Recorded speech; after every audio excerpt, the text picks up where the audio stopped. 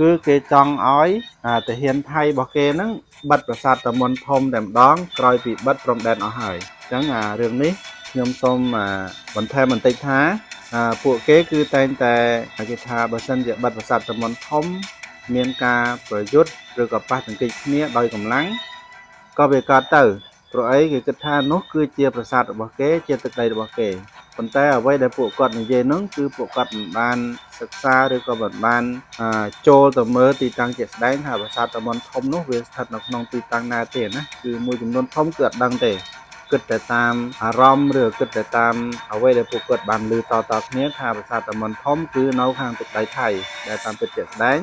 ตะมอนทมคือบ้านนะได้ขมายยังไอเล่าต่อตัวสนาบ้านนู้คือเจ็ดตึกไดบอกขมายจังภาษาตากับใบของไหนนะจงเรียบซัวปลุกไม้บางปอนดังอ้อได้แต่งแต่ตามด้านตามบันไดสังคม YouTube หรือก็บันไดสังคมเซนๆนู้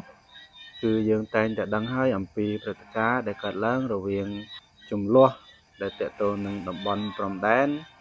ระเวียงขมันไทยหายเจอเซนู้คือดำบอลภาษาตะมอนทมตะมอนโต้ให้หนึ่งภาษาตากับใบจะเดิมได้เรื่องราวจากอันนี้บ้านเพื่อออยเมียนกาปาสังกิจเนี้ยនៅពាក្យសម្ដីហើយនឹងការតំណាក់តំណងការទូតរហូតដល់មានការបិទព្រំដែនជាស្ថាពររវាងប្រទេសថៃនិងប្រទេសកម្ពុជាខាងភាគីថៃបានធ្វើការបិទព្រំដែនតាំងពីថ្ងៃទី23 ខែមិថុនាឆ្នាំ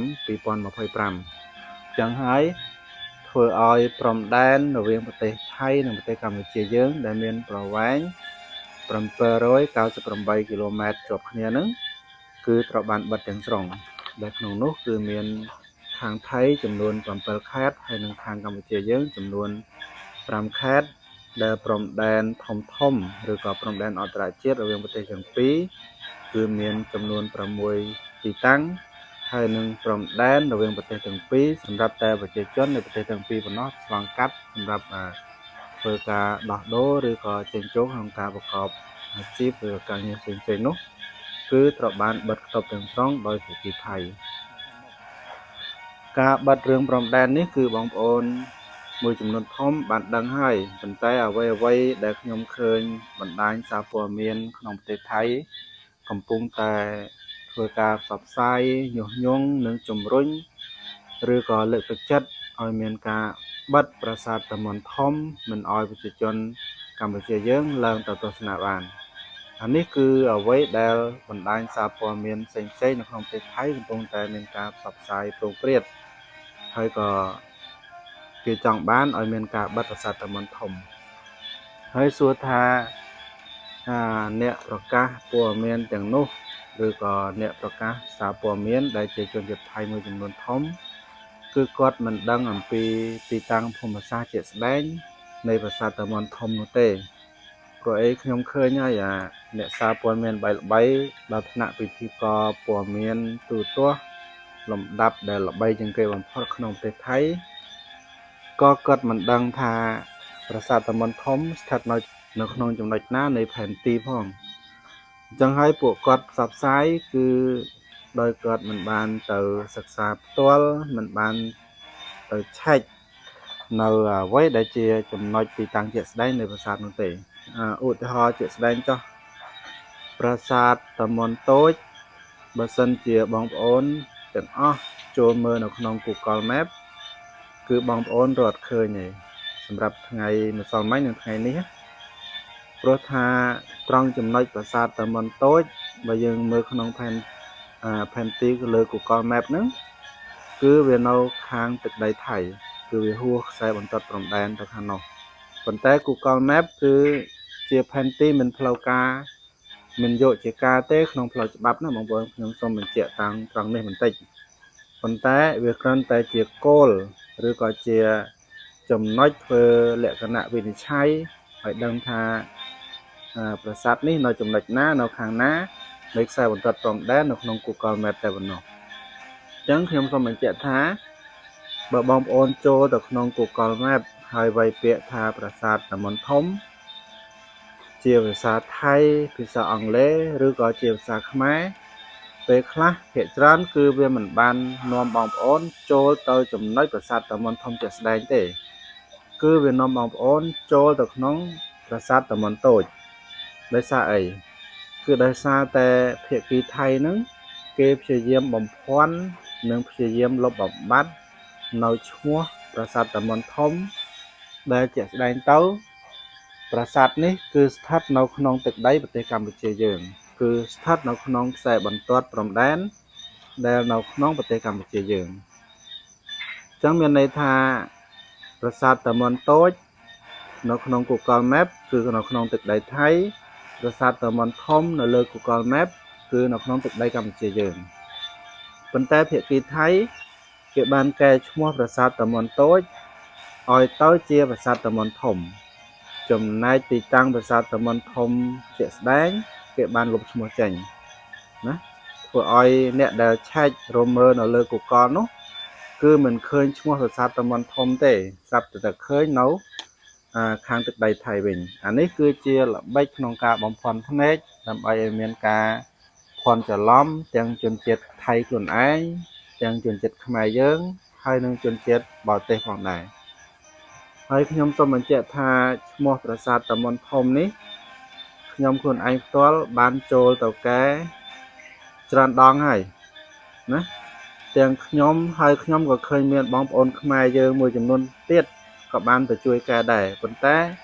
កែយ៉ាងណាក៏វានៅតែបាត់កែប្រហែលដងក៏វានៅតែបាត់ដោយសារថាទាំងខ្ញុំទាំងបងប្អូនខ្មែរមួយចំនួនគឺមិនមែនអង្គុយចាំតែកែទេប៉ុន្តែខាងគេវិញ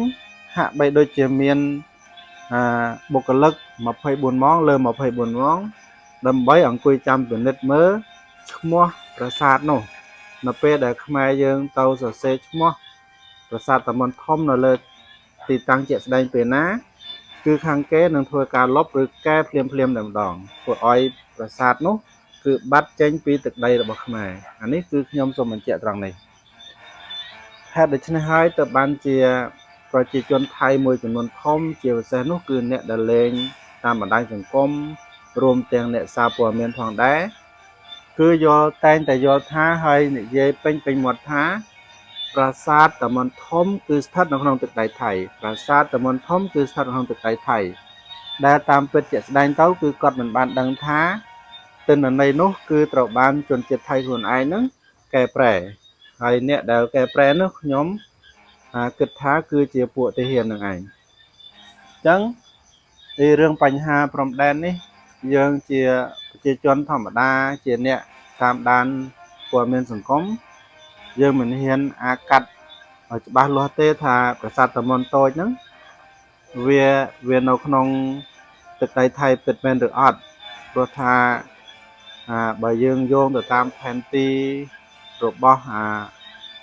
មន្ត្រីរដ្ឋាភិបាលហ្នឹងគឺខ្ញុំធ្លាប់អានឯកសារហើយទាំងតំនតូចទាំងតំនធំទាំងប្រាសាទតាកបីហ្នឹងគឺជាប្រាសាទដែលស្ថិតនៅក្នុងទឹកដីខ្មែរយើងណាប៉ុន្តែយើងមិនអាចទៅយកបន្ទាត់ព្រំដែនដែលនៅលើ Google Map មកនិយាយឬក៏មកតវ៉ាជាផ្លូវការផ្នែកផ្លូវច្បាប់ទេណាអញ្ចឹងអ្វីដែលខ្ញុំនិយាយនេះគឺមានន័យថាភាគីខ្មែរភាគីរដ្ឋាភិបាលខ្មែរយើង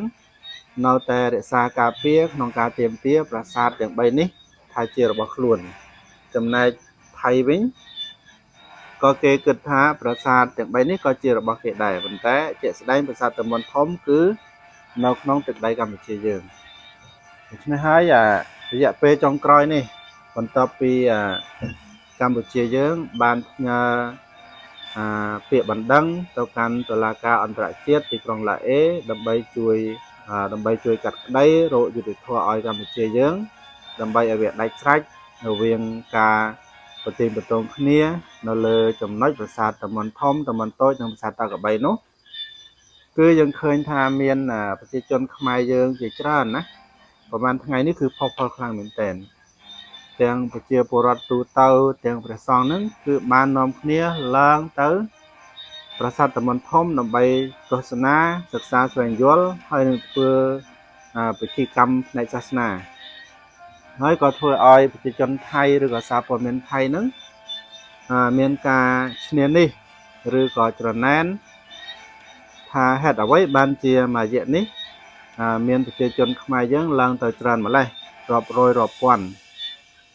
ហើយពី3ថ្ងៃមុនហ្នឹងគឺយើងឃើញមានពួកអ្នកជិះកង់ដែលជាជនជាតិថៃព្យាយាមឡើងទៅកាន់ប្រាសាទតាមុនធំដែរប៉ុន្តែគឺត្រូវបានទាហានឬកងទ័ពខ្មែរយើងទប់ស្កាត់មិនអោយឡើងទេដោយប្រាប់ទៅភាគីថៃថាបើសិនជាត្រូវការឡើងគឺត្រូវជូនដំណឹងមកភាគីកម្ពុជាសិនទើបអនុញ្ញាតណាប៉ុន្តែខ្មែរយើងដែលឡើងទៅទាំងប៉ុន្មានគឺ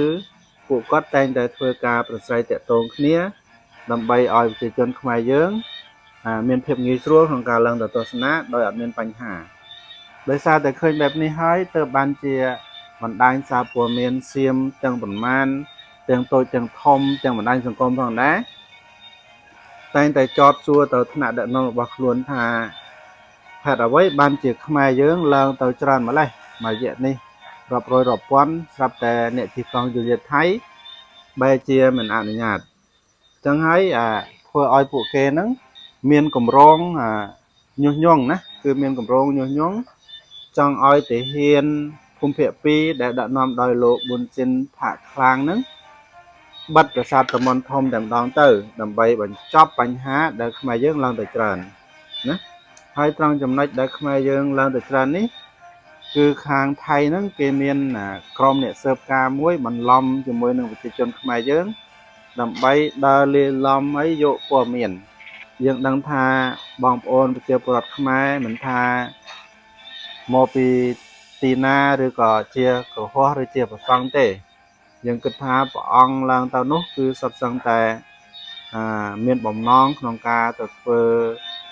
ពិធីបួងសួងពិធីសាសនាហើយប្រជាពលរដ្ឋធម្មតាគឺឡើងទៅដើម្បីតែទស្សនារឿងស្វែងយល់អំពីគេមរតកដូនតារបស់ខ្លួនតែប៉ុណ្ណោះហើយមួយវិញទៀតគឺដើម្បីលើកទឹកចិត្តកងទ័ពដែលពួកគាត់បានលះបង់នៅ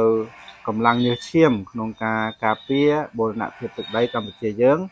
ឲ្យកូនខ្មែរបានឃើញហើយនឹងជាការថែរក្សានៅទឹកដីបុព្វបុរសខ្មែរយើងបានគង់វង្សតទៅទៀតដែរអញ្ចឹងខ្ញុំសូមមិននិយាយអ្វីច្រើនទេណាគឺសូមឲ្យបងប្អូនយកចិត្តទុកដាក់ក្នុងការតាមដានព័ត៌មានហើយក៏ត្រង់ត្រាប់ឲ្យបានច្រើនមិនមែនថាឃើញអ្វីមកភ្លាម